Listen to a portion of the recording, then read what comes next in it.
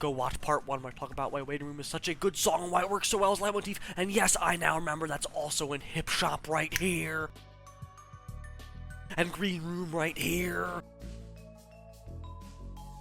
Thank you all for reminding me to go watch part 1, okay? Anywhoosies, sup team. If you've seen part 1, which I highly recommend you do, then you know what we're talking about today.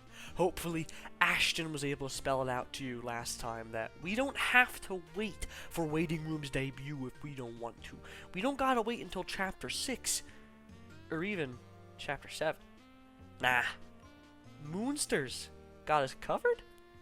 Who's Moonster, you may ask? That is a phenomenal question. Moonster is an Undertale Deltarune sound cloud goat. Oh, wait.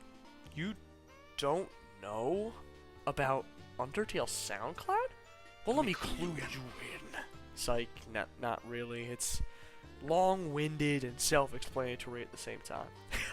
But all you gotta know is that SoundCloud is probably the largest hub for Undertale Deltarune fan music, and honestly, I think it might have more than YouTube. Actually, YouTube might technically have more, but I'm not running the numbers. We don't have time for all that. But anyway, Moonster is a pretty popular Undertale Deltarune musician.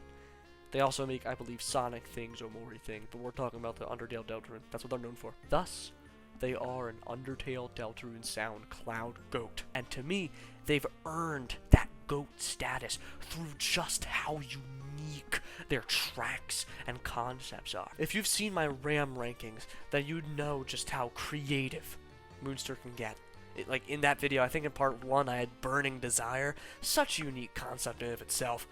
But anyway, I believe that Moonster hit his peak very recently with his track called Jukebox, a track from his Deltarune AU, Lord of the Hammer. Wait a minute, that sounds odd. Why is it called Lord of the Freaking Hammer if it isn't Lord of the Freaking Hammer? Well, hey man, hey. First off, calm down. If we're going to get over this, then you're going to have to sit down and listen. Now, Lord of the Hammer is one of Moonster's many Delta Swap takes, and in my opinion, it's his best one. While it only has 5 tracks to its name as of writing this, with one of them not even being canon anymore, it's just so peak, it's peak. Now, enough about the AU as a whole, because I could go on and on about that. But why would I do that? Well, I can go on and on about Jukebox. In Lord of the Hammer, Jukebox is the lantern replacement, or Sham's shop theme for the unacquainted.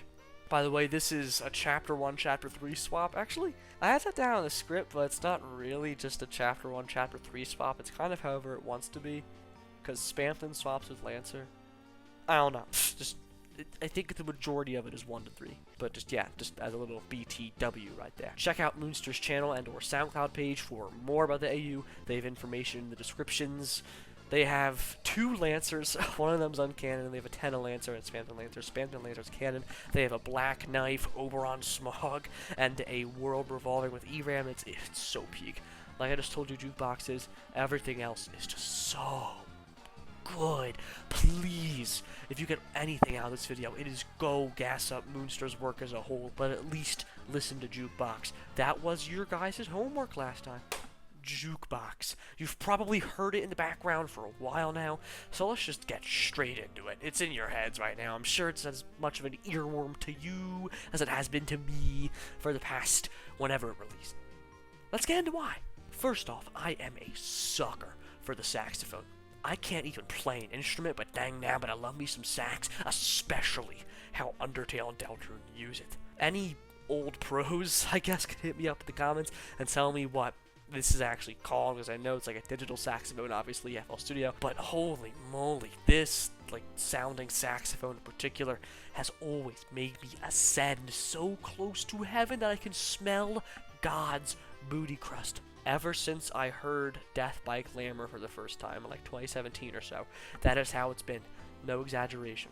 It kind of stinks up there. but in a good way, in a holy way. Now, Undertale and Deltarune, they've used the saxophone, but correct me if I'm wrong, I don't think it's used the saxophone like in a chill type of setting. I still think they have, within my memory anyway. Please, again, correct me if I'm wrong. Again, I don't have a musically acquainted ear. Well, it's not even that, it's just I don't have a good memory, so correct me if I'm wrong. Y'all are too good at correcting me, actually. But I commend you, and I thank you. Anyway, Jukebox? Nah, Jukebox is just built different. Its vibe is so unique compared to not only anything in the official games, but any other fan tracks that I've heard.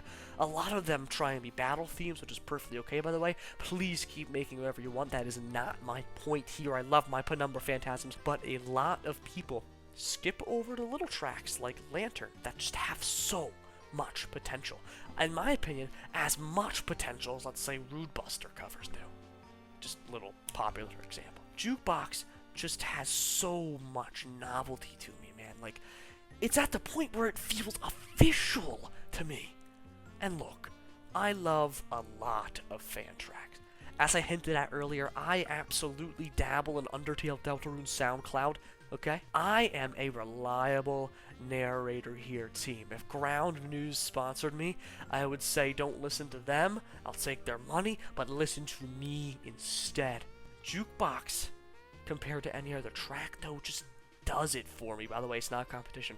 I'm not pointing out any track in particular, but it just does it for me. Jukebox, with how it's, I don't know, instrumentated? I don't know. It's instrumentation. Just, or I guess the instrument choice, rather. I don't know if it means the same thing or not. It probably does mean the same thing, and I'm just sorry. But it scratches an itch that no other track has. When I listened to Jukebox the first time, I had the same reaction as I did when I first heard Deltarune's OST. That's how freaking good it is. Like, I mean this genuinely when I heard OST way back in Chapter 1. Jukebox seriously hits me on a personal level. Moonster injected crack and fentanyl into the song. Whenever I listen to Jukebox, to this day, it feels like I'm in middle school again. Watching Jacksepticeye play Deltarune right when it came out. Right when it was still just the survey program.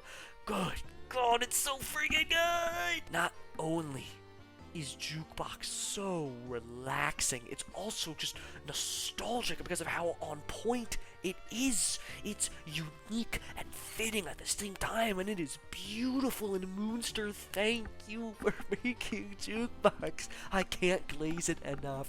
Like, if Deltarune had Tally Two in it, this is how his shop theme would sound, I can just tell.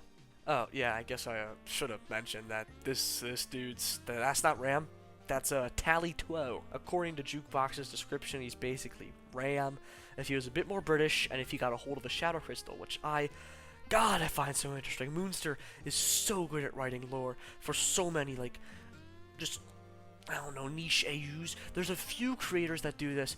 Off the top of my head, there's Moonster, there's Dashing Toady. They also have very, very just unique concepts that they make, I think, almost weekly. It's, you broaden your horizons, is what I'm saying, team.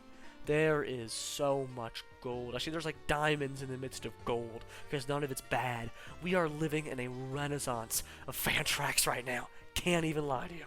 Now, I don't know if there's much public lore out about Lore of the Hammer yet. Like I said, there's stuff in SoundCloud, YouTube descriptions, but please tell me if there's like a Discord server or something. I would not know, but I want to know. I've seen, I think, Moonster's community posts as well with role swaps.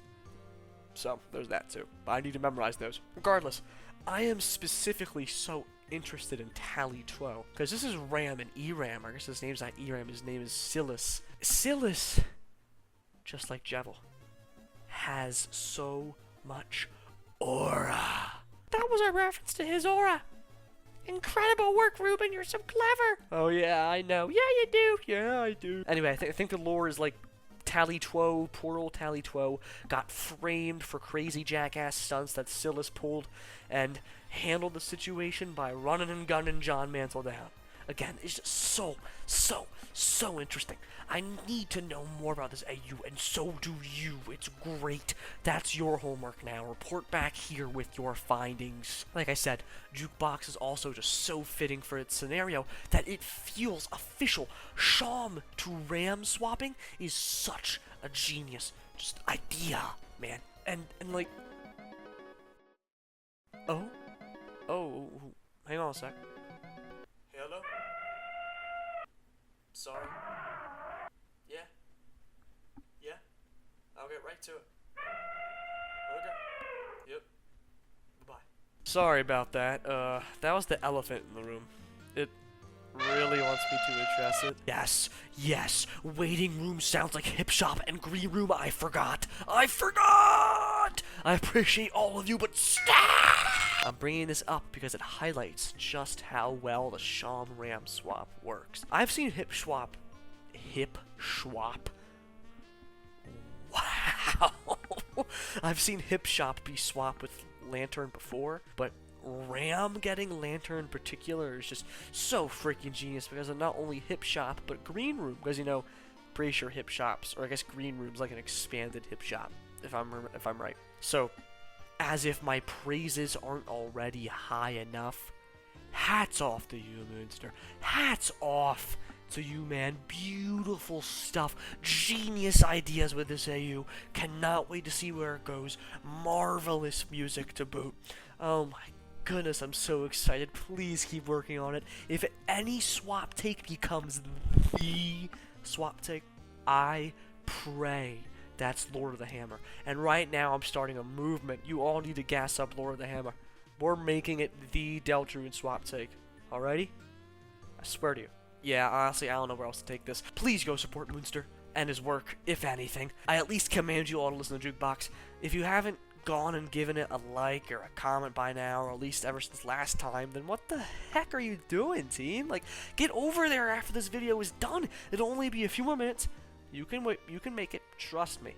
I hope I haven't raised a bunch of iPad babies just yet. But yeah, Jukebox is a phenomenal track, and I believe it is the best fan track we've ever produced as a community for a variety of reasons. It's got such a soothing, unique vibe, and it feels nostalgic at the same time because of how good and accurate it is, even though it's something completely new. It's a perfect blend of bodaciousness, tubularity, and awesomeness. I'm going high tide! There. That is the next opinion piece done. Thanks for watching, team. But, before we sign off, a little weekly Rube 70 digest. By an overwhelming margin, the winning name for my box fan, the crown jewel, is, drumroll please,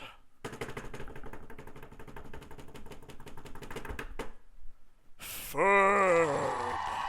Say hello to Ferb the fan, everybody. The reason he doesn't look like this when he's bouncing up and down in the bottom right corner, pause, is because he just puts on a lot of makeup and fancy schmancy clothes for every video.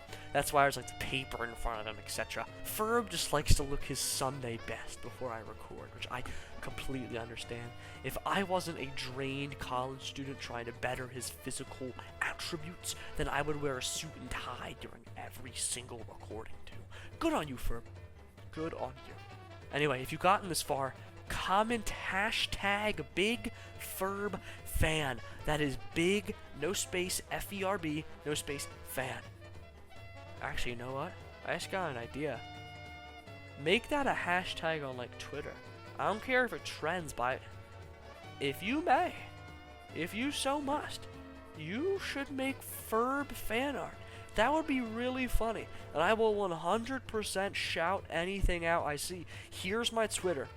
Right here. I think it's at Rube72XD. I don't think I've ever plugged it before because I just don't use it that often, but it's there.